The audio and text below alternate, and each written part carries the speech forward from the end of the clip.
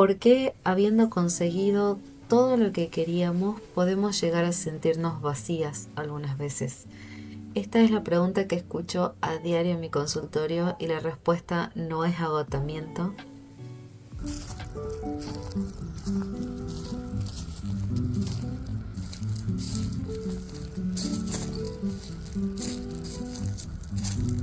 Cuando reviso mis registros de terapia, por lo general encuentro patrones entre las diferentes sesiones. Uno que me aparece muy seguido en el consultorio empieza y termina una escena así, de la misma manera.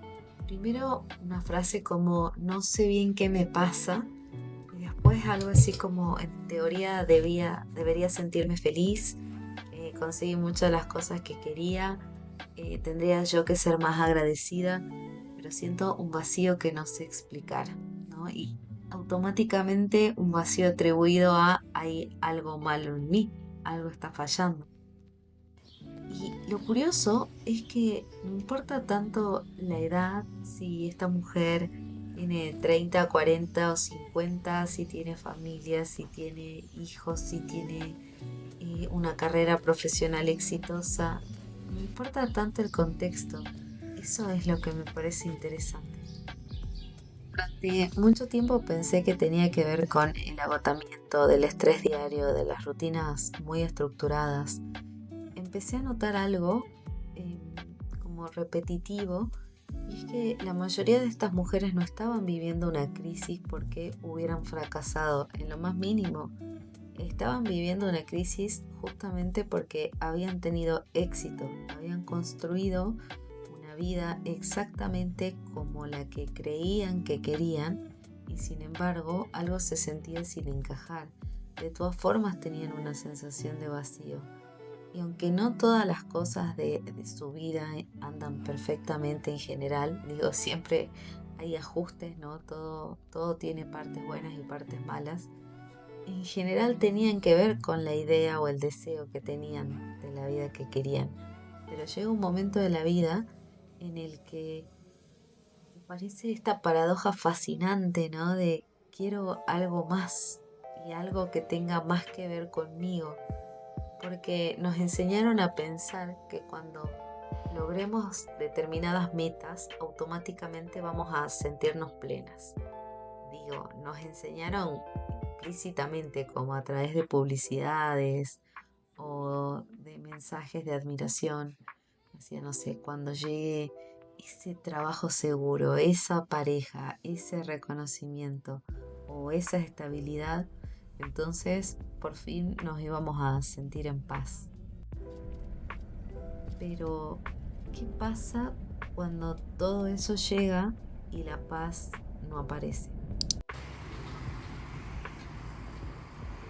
Creo que ahí es donde viene una de las preguntas más importantes: si estoy viviendo la vida que deseo o la vida que aprendí que debía tener o desear.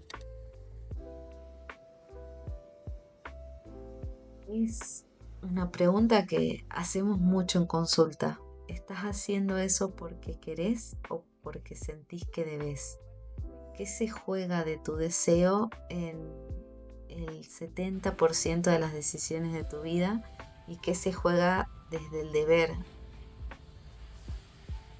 Creo que estas son preguntas que pueden dar como mucho miedo, ¿no? Vértigo, pero porque no cuestionan una decisión, cuestionan más bien toda una forma de vivir, una posición, el lugar desde donde hacemos las cosas, desde donde tomamos nuestras decisiones y vamos ahí ladrillo a ladrillo, decisión a decisión, construyendo nuestra vida, nuestro futuro.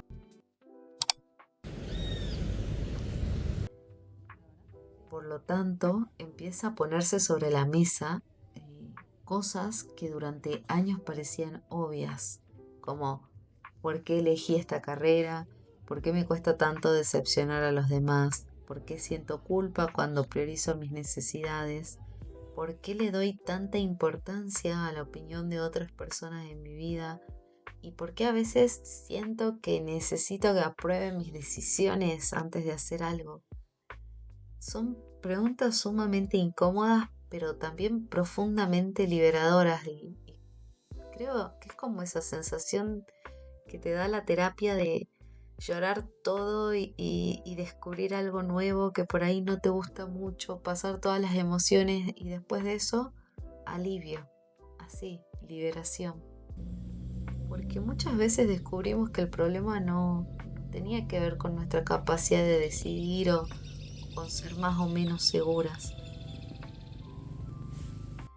Y creo que más bien tiene que ver con que pocas veces nos detenemos a preguntarnos esto, ¿desde dónde estamos decidiendo? Y creo que esa pequeña y sutil diferencia cambia todo, todo el posicionamiento. Porque una cosa es elegir y otra muy distinta es cumplir.